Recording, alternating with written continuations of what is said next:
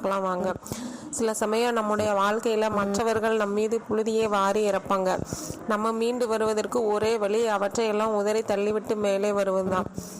அதாவது ஒரு சலவை தொழிலாளியிடம் ஒரு கழுதை வயசாகி இருந்தது. அது பொதி சுமக்கவே சிரமப்பட்டது. இப்படி இருக்கும்போது ஒரு நாள் அந்த கழுதை அருகில் இருந்த பாலடைந்த கிணத்துக்குள்ளே விழுந்துருச்சு. சரிங்களா? இதை அறிந்து கொண்ட அந்த சலவை தொழிலாளி அதை காப்பாற்ற முயன்றார். ஆனால் பல மணி நேரம் போராடி அவரால் அந்த கழுதையை காப்பாற்றவே முடியல. பிறகு அவர் ஒரு முடிவுக்கு வந்தார். கழுதைக்கு மிகவும் வயதாகி விட்டதால் இப்போது கழுதையால் சரியாக பொதி சுமக்க முடியவில்லை, கிணத்தையும் ஓட வேணும் என யோசித்து அக்கம் பக்கத்தினரை உதவி கலைத்தார். எல்லோரும் சேர்ந்து அருகில் இருந்த மண்ணை வெட்டி கிணற்றுக்குள் போட்டனர்.